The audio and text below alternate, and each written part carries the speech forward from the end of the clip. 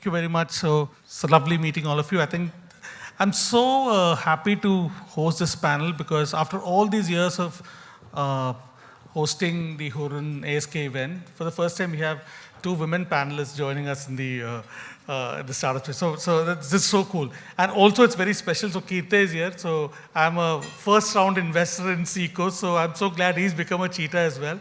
So in many ways a very, very special panel for me. So the first question, could you all just briefly, in maybe 30 seconds, tell what each one of you do to the audience here? Of course, thank you. Hi, everyone. It's a pleasure being here this evening. Thank you, Anas. Thank you, ASK Private Wealth, for hosting all of us. I'm Anshum Bhambri. I run this company called Fancraze Technologies. We build digital collectibles for cricket. So all the amazing moments that you see, Virat Kohli hitting a six, Dhoni hitting a six, Bumrah's amazing Yorkers, and anything that anyone's ever done in an ICC tournament, we take them on blockchain and tokenize them to create games, an ecosystem where people trade things. And if I have to kind of sum it up, we are Pokemon cards for cricket. It's a category that has leapfrogged from physical to digital in India. And it's a category that we're very excited about building. And quite interestingly, Anshum, when we started our research, you were a cheetah, which is basically a valuation between $200, $300 million. And by the time we finished our research, you became a gazelle, which is a $500 million valuation, right? So that's quite a... We were actually always a gazelle. We are very invisible. Yeah. We've been a gazelle for we found you out. So thank you for finding us and discovering us. We appreciate that. It's our pleasure. So I think, so it's amazing what you built. And about you, Rithika, if you could. Hi everyone, thank you for this opportunity, Anas. I'm Rithika Agnishwar. I run one of India's largest drone ecosystem where we manufacture drones and we provide a lot of drone services. And we also provide RPTO, that is remote drone pilot training. And not many of them are aware that for you to fly a drone, you require a license. So we're trying to spread a lot of awareness in institutions and schools and colleges where try to incorporate drones as a part of their curriculum, because 30 years ago, I don't think people knew that you could use phones on the go, right? So tomorrow, drones would be a part of everything, like, managing every need. Like when you think about agriculture, how a farmer is utilizing drones for spraying, and when it comes to disaster management, how efficiently we can deliver all the medical items and things like that. So we are basically into anything and everything. Drone is basically into everything what drone is capable of. So that's who we are. Nice. Yeah. And you? Hi, Anas. Hi, everyone. Good evening. Did you take the bus? I saw the bus. Actually, on my way. I'm sure nobody has taken the bus to come here. No, in fact, yesterday when I was on my road, I saw a Chalo bus going in front of me. I'm going to moderate your Did you take today. that bus? Next time I would, if you insist. Okay. So I'm solving the bus. We are Chalo Mobility. We work in India to solve the bus problem. I'm sure nobody has taken the bus. You have taken the bus. I'm so glad. Okay. So why we don't take the bus? There are two issues that you don't know where your bus is. First of all, India don't have those many buses. Second is you don't know where your bus is. So that's what I am solving, and we are solving as a team, that we tell you where exactly your bus is so that you can decide and take your bus on time. And second thing is, when you get inside the bus, the entire experience is broken, where right from the ticketing to dealing with conductor and driver to having clean buses, to do a lot of things which comes in the way of taking buses. For example, you don't know how crowded your bus is. So all of these things we are doing. We are India's leading transport technology company, running 30,000 buses, which is like almost 30% of buses in India. which are available for public and available in 100 cities, and with a vision of solving 100 million lives by 2030. Thank you. Can we have a big round of applause, that please? Yeah, great. So much of passion. So, Keertay, you missed my speech. You were a little bit late because of the traffic outside. I'm counting on you to buy my Lamborghini. For that, you have to take the bus. Yeah, of course. So, could you tell us more about how you've done an incredible job? You know, when we invested in you, for me, it was more like the founders are cool. You've got something in you, but we don't know how you're going to scale it. And what you've done in the last couple of years, touch wood, it's been fantastic. Could you share your a little bit of a story as well? Thank you, Anas. Hey, everyone. Hi. So we are building a short video app platform for the masses of India currently. Yeah. It spans across multiple categories like business, English speaking, digital services, more than 20 plus categories that we are building for. To visualize it easier, you can imagine something like Netflix for learning. So yeah, so when we started, the edtech space was in disarray, and yeah, it was like, yaar, ye to banaoge, nahi chalega. It was, no one believed initially. Thanks, Anas, for believing in us. But so yeah, initial 2 years were very, we were in the survival mode. But yeah, we persevered, and now it has become the India's largest edutainment platform, if I can say. Absolutely, you are. Yeah. And is the numbers disclosed? Then revenue numbers not yet to the public, no? Then revenue numbers are not out in the public? Not in the public. Okay. Not in the public, but the idea is that we are around 100 million ARR currently. Yeah. Please, big round of applause in edutainment. And I've seen the growth. It's amazing. And one good thing I like about you, you and Rohit, is that your MIS, which comes on a monthly basis, it's just like a business plan. You know, it's really cool. Okay, the next question to each one of you is that you've all reached a milestone where the valuation, brand recognition is significant. How did your mindset shift from post-arrival, from get to the milestone to build the institution? What changed your leadership focus? I don't like scripted questions, but yeah, what are your thoughts on that? So I think when we started, it was all about survival, and especially for us, we were trying to create a new category. So we were just throwing a lot of experiments on the wall, trying to figure out what finds product market fit. So it was just first principles thinking, a lot of experimentation, a lot of tweaking, listening to customers. And once we figured all of that out, I think we got into our second stage, which was how do we actually grow this, and how can we take this from a niche, very loyal community into something that everyone can have. And that's when we realized that real India hits you. You get into all the friction points of marketing something new, educating people about a new category, which is when actually I think going from product solving to actually having a shared language within the company became important. Because if you want to align people to be able to replace you when you're not in the room, you have to have a shared sense of what your mission and vision actually are. And I think that was the second step for our company. And right now, we are in this space where I think we are trying to teach everybody in our organization a culture of actually having customer empathy. As you grow, a lot of founders in this room have built much, much larger teams than us. But I think you end up losing, what you actually are doing this for. As teams grow bigger and bigger, that gets lost out.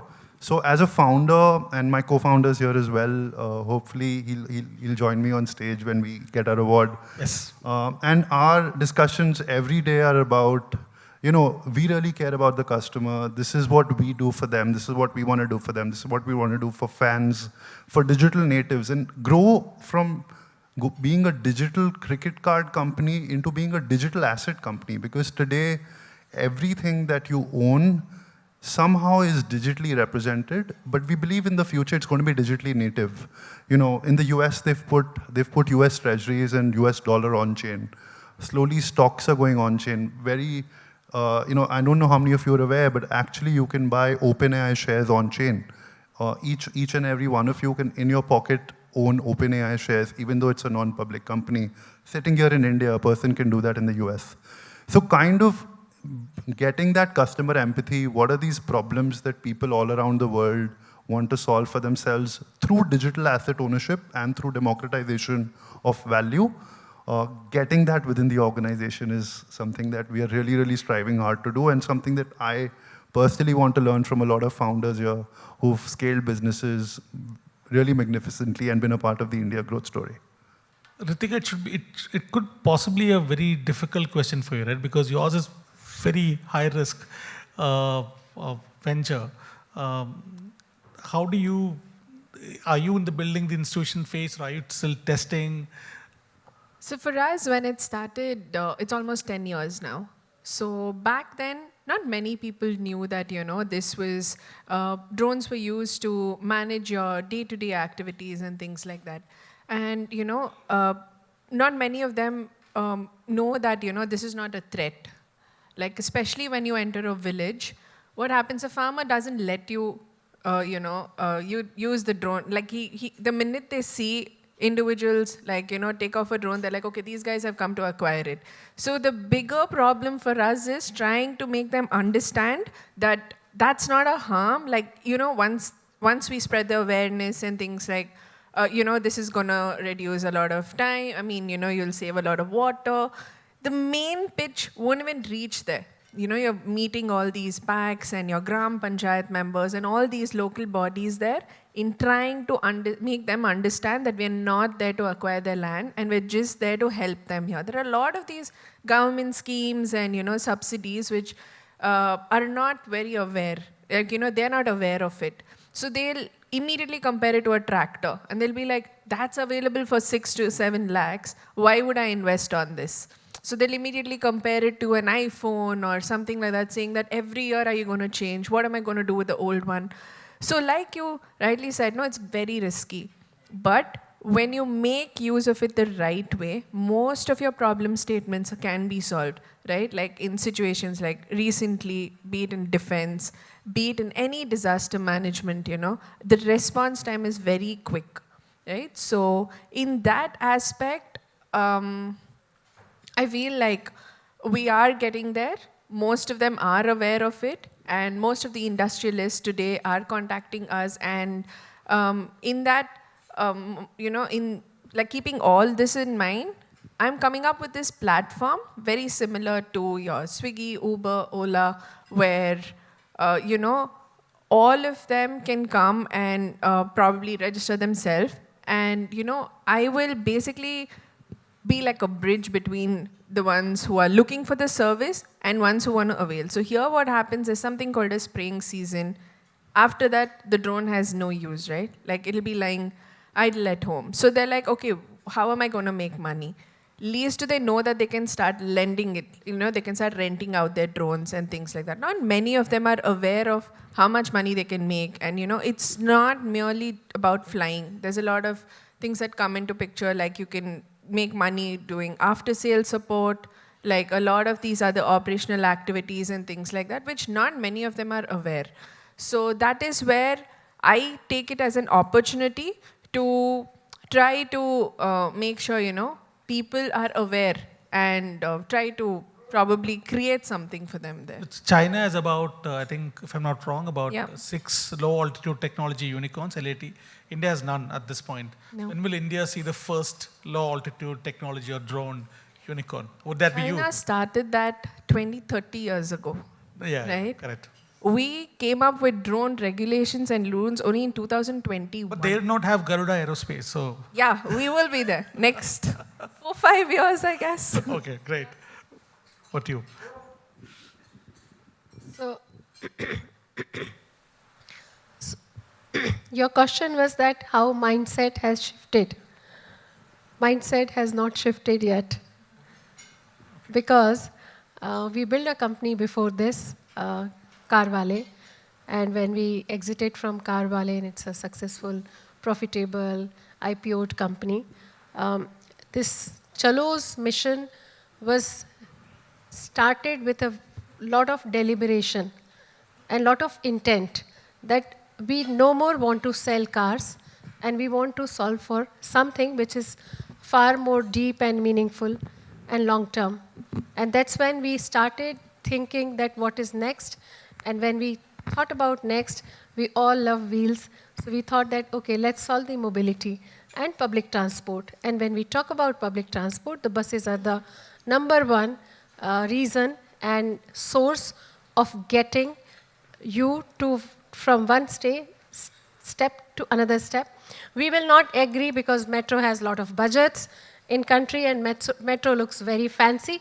But trust me, guys, I can explain you some other time in dinner over that why buses are important, why buses are lifeline. So mindset has shifted in terms of that if you are working for mass mobility, it's going to be long term, hundreds of years. It's not that, okay, today you will do and tomorrow you will earn money, is not the mindset. Mindset is, from day one, mindset is that we need to solve something which affects people, which affects India as part of nation building activity. And that's when all of us as founders and team, we aim for that. So if somebody doesn't resonate during interviews even, that they don't want to work for impact, it is not going to make sense for them and us to work together. Because we always say that car wale was bird. We were selling and we were helping people buying and selling cars.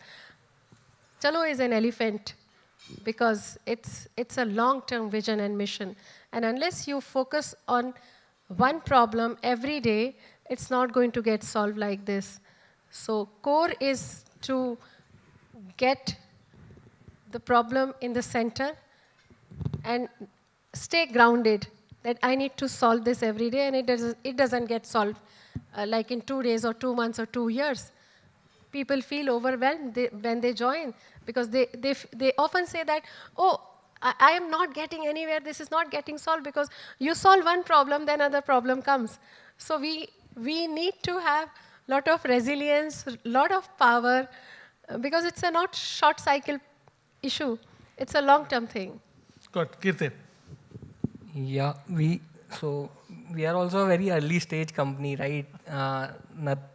Not too many shifts, but we are shifting more operationally how we used to do things. So once we were out of our survival phase, so we shifted from day-to-day operational firefighting, short-term, month-on-month decision making, to more quarterly and annual strategic planning. So yeah, that has been a shift. The execution and the experimentation still remains very fast, but it is now more aligned with that long-term vision. So yeah, that's the direction now we can see to where to take the company, how it will grow. So yeah, that has changed. One major shift is building the leadership team and also trusting them to drive strategy and operations. So yeah, they are driving things, help me, enable me to free up my day-to-day involvement, and also I can enable them to drive more, optimize for the right things for the business. So that has been a major shift that we are building. Initially, there was not much focus on finance, compliance, governance, HR function, right? I know that. Yeah. So yeah, that has been our current focus also. After this stage, that we build robust finance, compliance, and HR functions, and set the right processes and systems to make our culture and quality more consistent and scalable. So yeah, we are shifting more operationally rather than a mindset shift. It's more taking the right, putting in the right structures and systems to grow further. Yeah. Do you do it internally? Do you have consultants? How do you do it? Internally. Now we are building it internally. Yeah. Okay. Cool. Last question before we wind up the panel. I asked Div also the same question, but he nicely dodged it. But I'll possibly ask each one of you as well. What is one thing that you like about building in India now? The one thing that you don't like about building in India now? Very tough. Building is tough or the question is tough? I mean, to be transparent, In this question is very tough because I Okay. work with government. Okay. Yep. This will not be telecast anywhere, this question. It doesn't matter, I don't care. I'll say what I need to say. I think building in India is someone that's building a digitally native platform. I think we've got the youngest population there is. We've got people that are very jugadu. You know, people figure out things in our product that we have not figured out while building it. So it's a very, very fast learning audience. And they are open to welcoming such different user experiences, such different kind of products, and they have such amazing feedback to give you that you don't get that anywhere else. And it's very easy to build customer empathy because the customers are so interesting and smart and intelligent and resourceful with very little actual resources that they have. So that's something that we love as a consumer company. And something that we don't like, I think it's a little tough to do business sometimes. We are cross-border platform, so getting money in and out of the country, remittances. We are a very new kind of product category, so there's not much clarity on GST and stuff like that.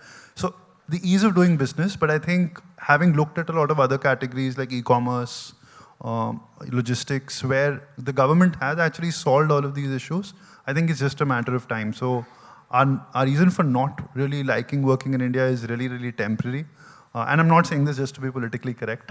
We are a growing country. We are a young country. We are a young country, growing country, and there's no better place. I lived in the US for 15 years. I'm very fortunate that I've got this opportunity to build this company where I can come back home. I'm from Bombay. Build this company out of Bombay, live with my parents. You don't want to make America great again, I'm assuming. No, America's never been that great anyways. India's always the best. Thank you. For us, I think we are learning with this industry. This industry is very new, right? So for me, India is a great market. Like we are, in almost all verticals. Like when you talk about training, you've got a lot of youngsters who, it's a skill that you're providing. It's nothing that, nothing can go wrong in that. But one aspect where India is not ready for is the pharma example that I gave. People are not very aware, and I want to ensure that this technology reaches them because there are a lot of advantages, and that is one thing. It's very easy when I approach someone in Dubai or anywhere else. There's structural health monitoring, which we started receiving orders from international market. But by the time I approach people in India, but isn't that the opportunity for you? It is an opportunity, but by the time I convince people here, that's becoming a burden. I would rather go. That's what Div said, right? Exactly. Matured, yeah. Yeah. Okay. Sorry, my throat is really, really bad. It's not, okay. So, I think if you want to build a large business and public business, nothing can be better, no place can be better than India. And reason behind is that every 200, 300 kilometers, the ethnicity and the language and the color and the design of the cloth changes. And you cannot learn in any other country rather than India about the diversity and people and what people want. And our entire product is based on what people want. So when we get India right, you get world right. And I have seen similar problem in Manila, Peru, where we are working. It's okay, it is not going to help me. I eat a lot of junk today. So, similar kind of problem when I go to Philippines and we started working in Philippines, similar kind of problems. So when I work out of India, 25% problem I see similar to India is in Philippines or Peru or Manila or somewhere else or Bangkok or XYZ. But India is the best market. Second good thing is when you solve for a public transport, when you build for mass mobility, you get an opportunity to work with government. And I'll say flip side of both the things, that when you work with government, there is a tremendous shift in government approach to get to developmental things, and which I see every day. When you work with bureaucrats or ministers, it's just amazing to see their vision. This is extremely welcoming change. the way India is thinking right now. So it becomes far more easier to work with government today. I don't know about when I was child, but today it's very easy to work with them. They understand technology, they are very development oriented, and they want to change the way India is looking today. What is bad or not good so thing about India is sometimes the people, when they work with us, they find little difficulty to understand the way public mobility works or the way government works. Same. Because long route, right? You have to be consistent, resilient, perseverance. A lot of things you have to do while working for a long-term vision, where I find Gen Zs, she is sitting in from my team. They will kill me when I go to office. They're like extremely hardworking. But sometimes, you know, to make them understand that, look, this is how the compliance works. This is how the, you know, resilience we have been having. So, little bit problem, but I don't think working in India is not at all a problem. Gen Z is everywhere, not just in India. So that's. I love my Gen Zs. Yeah, that's good. Keertay, you can end with your session. Yeah. Yeah, why India? Because there is a large opportunity to create an impact. So yeah, we have a large population. If we create a positive impact, if we can somehow make this population more aware, more